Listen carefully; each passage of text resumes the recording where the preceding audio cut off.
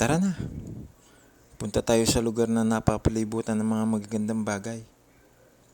Doon sa lugar na puno ng positibong enerhiya. Doon sa iangat ka kung ikaw ay nasa ilalim. Doon sa lugar na iilawan ka kung ikaw ay nasa dilim. Doon sa may malawak ang mga pangunawa.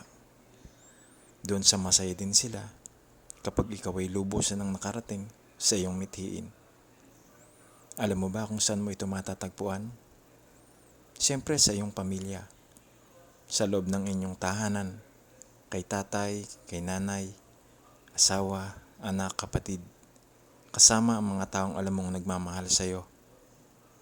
Kaya kung ikaw man ay nasa ibaba ngayon at alam mo sa sarili mo na nagsisikap ka, alam nila at nararamdaman nila yan at nakahanda silang sumuporta. Kung mapagalitan ka man, mapagsabihan, mapangaralan, huwag kang magagalit o magtatampo. Pakaisipin mo para yan sa iyong kabutihan. Ang pagsubok ay palaging nandyan. Mas malimit pa sa pinakamalimit kung dumating. Minsan nga nakadapa ka na, igungudgod ka pa. Pero bangon lang ulit.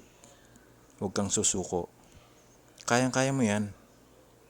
Pakatandaan mo, yan ang mga bagay na huhubog sa iyong pagkatao upang maging matatag sa lahat ng aspeto ng buhay. Sana isipin mo lang palagi ang mga bagay na maganda at positibo. Yung alam mong makakapagpabago tungo sa maayos na buhay. Isipin mo lang at gawing inspirasyon ang iyong pamilya. Sila lang ang makapagbibigay ng mga gabay at pagmamahal na walang kapantay. Isa ako sa naghahangad ng iyong tagumpay. Sana huwag kang susuko. Laban lang, balang araw. Alam mo, ikaw naman ang magiging inspirasyon at iiduluhin nila.